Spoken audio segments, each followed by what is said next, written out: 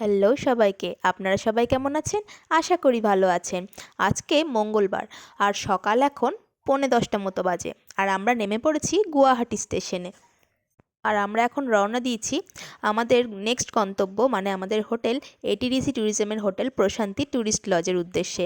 তো হোটেলটা যেহেতু স্টেশন থেকে ভীষণই কাছে ছিল, তাই আমাদের কোনো আর যানবাহন কিছু নেওয়ার দরকার হয়নি, গাড়ি নেওয়ার দরকার হয়নি, হেঁটে হেঁটেই আমরা পৌঁছে গেলাম। দেখুন, এইটা আমরা চলে এসেছি আমাদের হোটেলে। হোটেলটা কিন্তু ভীষণ সুন্দর ছিল, আর লোকেশনটাও একদম প্রপার লোকেশন। মানে আপনারা যদি কোনো দিন এই হোটেলে আসতে চান, আপনাদের কিন্তু কোনো দিন স্টেশন থেকে নেমে কোনো গাড়ি করতে হবে না। আপনারা চাইলে পায়ে হেঁটে ইজিলি চলে আসতে পারেন এই হোটেলটায়। এক্ষেত্রে আর কোনো এক্সট্রা কোনো ঝামেলা থাকবে না। তো সায়ন এখন হোটেলে চেক ইন করার যে ফর্মালিটিসগুলো আছে সেগুলোর জন্য রিসেপশনে চলে গেছে। আর আমি আর অহন এখানে বসেছিলাম। হঠাৎ বসে থাকতে থাকতে অহন এই অ্যাকোরিয়ামটা দেখতে পেয়েছে, আর বাচ্চারা তো অ্যাকোরিয়াম দেখলে ছুটে যাবেই, তাই ও সেই ছুটে গেছে মাছ দেখার উদ্দেশ্যে। তো আমাদেরকে রুম এখন দিয়ে দিয়েছে, আমরা চলে এসেছি আমাদের রুমে। রুমটাও আমাদের কিন্তু ভীষণই পছন্দ হয়েছে, বেশ বড়সড় একটা রুম। আর রুমের সঙ্গে লাগোয়া একটা ব্যালকনি, ভিতরে একটা ড্রেসিং রুম, ড্রেসিং রুমে কাবার্ড, ড্রেসিং টেবিল সবই আছে। কাবার্ডের মধ্যে দিয়ে দেওয়া হয়েছে আমাদের ব্ল্যাঙ্কেটও। আর রুমে একপাশে একটা সোফা আছে। আর যে ড্রেসিং রুমটা আছে, ড্রেসিং রুমের সঙ্গে রয়েছে অ্যাটাচ একটা বাথরুম। বাথরুমটা কিন্তু সাইজটাও বেশ ভালো। ভীষণই খোলামেলা একটা হোটেল। ভীষণ বড় বড় জানলাও রয়েছে রুমে, ব্যালকনিও রয়েছে, বেশ আলো বাতাসে ঢুকছিল।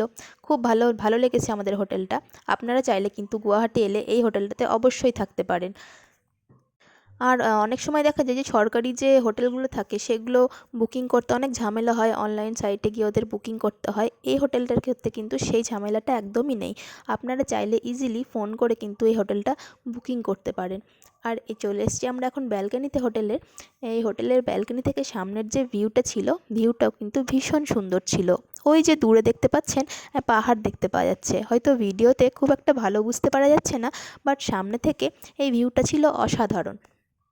তো অনেকক্ষণ ট্রেন জার্নির পর আমরা হোটেলে এসে একটু ফ্রেশ ট্রেশ হয়ে নিয়ে এই ব্যালকনিতে চলে এসেছিলাম। এখান থেকে সামনের ভিউটা আমরা দেখছিলাম।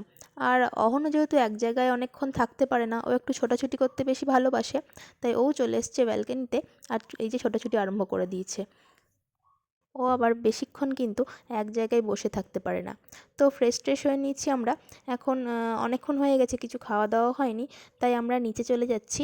নিচে এদেরই যে রেস্টুরেন্টটা আছে সেখানেই একটু খাবার খেয়ে নেব বলে চলে যাচ্ছি। আর বাচ্চাটাও যেহেতু সকাল থেকে একটু হালকা একটু জলখাবার খেয়ে রয়েছে, তো এখন একটু খাওয়া অবশ্যই প্রয়োজন, তাই চলে এসেছি। একদম লিফট থেকে নেমে নেমে সামনেই কিন্তু এদের রেস্টুরেন্টটা রয়েছে। রেস্টুরেন্টের পরিবেশটাও ভীষণ সুন্দর, বেশ পরিষ্কার পরিচ্ছন্ন, সাজানো গোছানো।